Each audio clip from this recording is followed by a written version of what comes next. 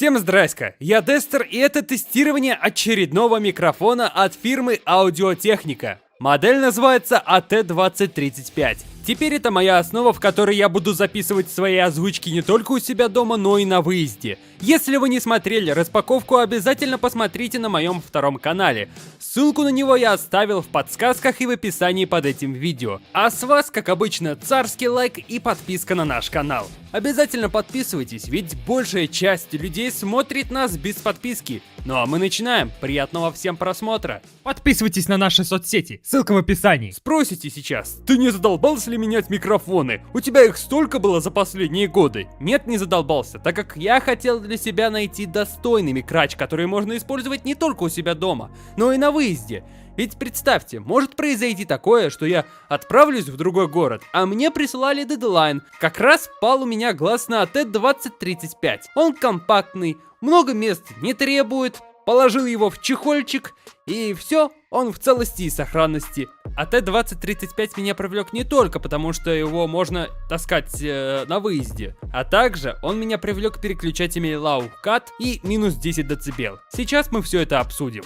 Кратко пройдемся по характеристикам девайса. AT2035 это, как вы уже знаете, студийный конденсаторный микрофон с кардиоидной направленностью. Пригодится вам как для домашней студии звукозаписи, так и для официальных студий звукозаписи. Диапазон частот от 20 до 20 тысяч Гц. Чувствительность минус 33 дБ. Соотношение сигнала шума 82 дБ. Уровень собственных шумов 12 дБ. Максимальный воспринимаемый уровень звукового давления 158 дБ.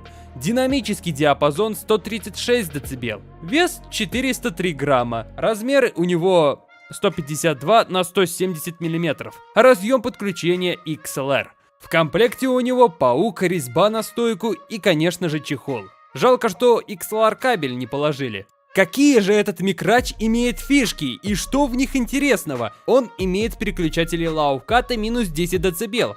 С переключателем минус 10 дБ все сразу становится понятно. Смотрите, когда я записываю эмоциональные роли, ну типа кричать нужно, или персонаж в истерике, возникают перегрузы и пики в рипере.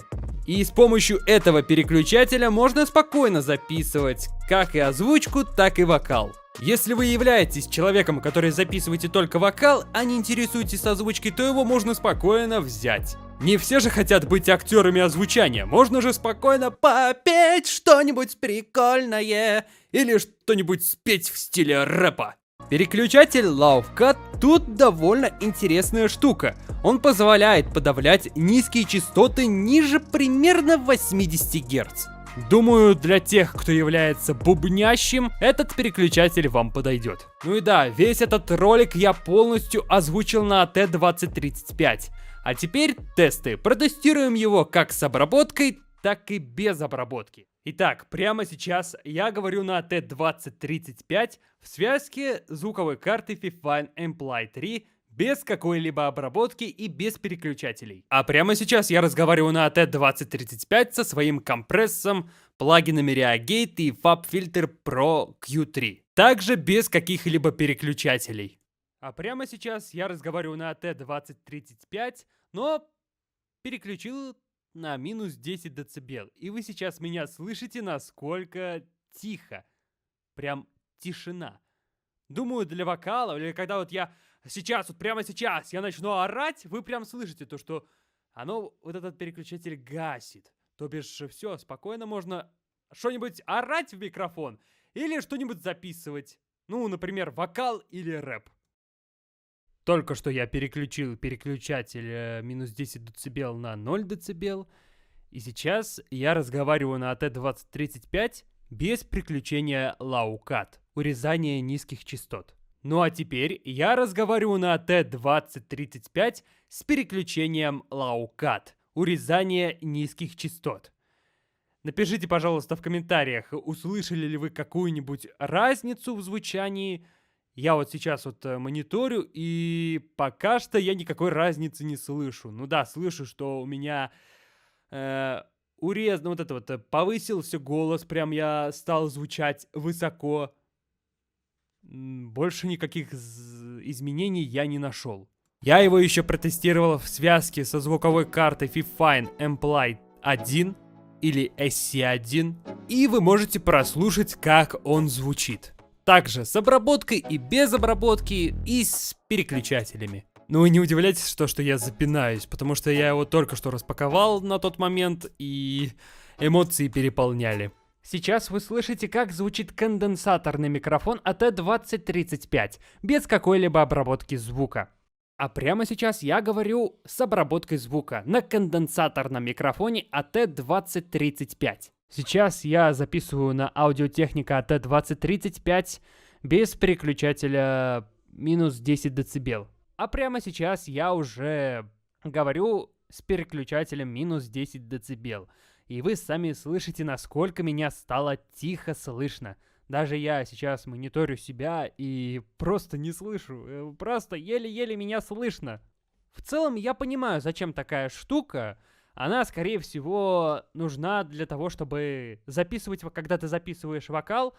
Мы, как говорится, громко поем. Бывают иногда перегрузы. И надо понизить себя на минус 10 дБ. Но в целом мне такая штука нравится.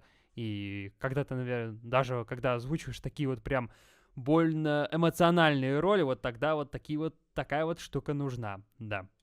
Итак, сейчас я говорю на AT2035. Без какой-либо переключения. Там есть переключатель Love Cut.